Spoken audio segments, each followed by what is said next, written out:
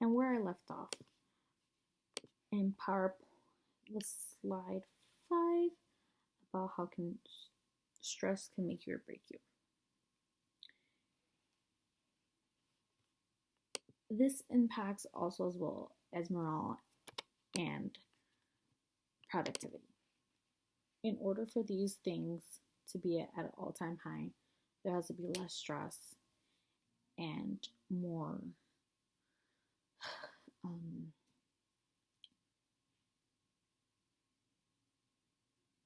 work to life balance. If there's not a lot of work to life balance, stress can burn out people. Like I said in my PowerPoint, it can include high turnover rates, more illnesses, lots of headaches, and people are just not going to want to be at work.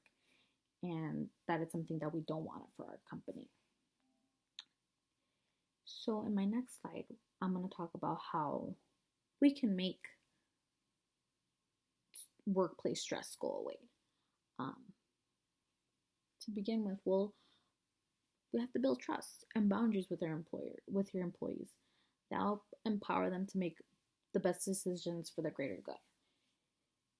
In other words, we have to make sure if we're giving our team a project to do and you ask them how much time do you need? They say, okay, as a team, we can do this in 2 weeks. Fine, 2 weeks is fine. If you need 2 weeks to do this work, you as in a group gather together and make sure you do what you need to do in order to hand it in within your 2 weeks. That gives them the boundaries of, okay, we are allowed to take these 2 weeks to do this project, and we're not being micromanaged or hound down for where's my project. No, now we have a deadline, and we as a team will make that deadline because that's what we chose. And if there's any difficulties in order to get to that deadline, it is best to communicate, which is where you build trust with your team, to say, I think we need a day extension. And that way they don't feel as pressured either. Or you're, as a manager or employer, are not hounding your groups, your teams, to bring those on time.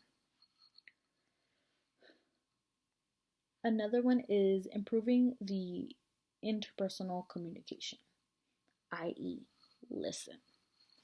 If you know your team is complaining or mentioning that there's a certain leader, manager that is micromanaging, that is not being not very respectful,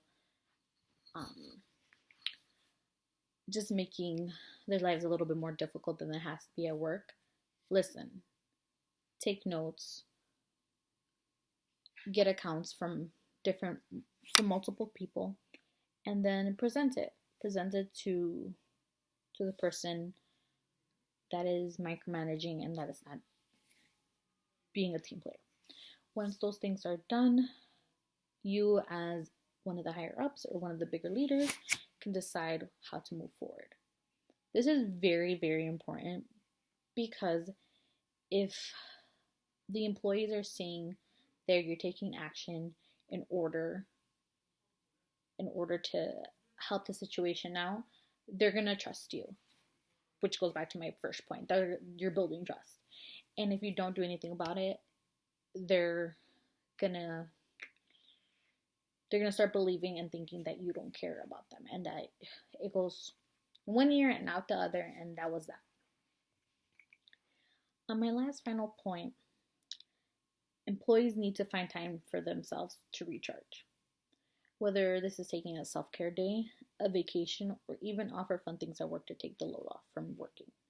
This will also show appreciation. Free half a day. Either employees can go home early, or they can stay and enjoy a lunch on the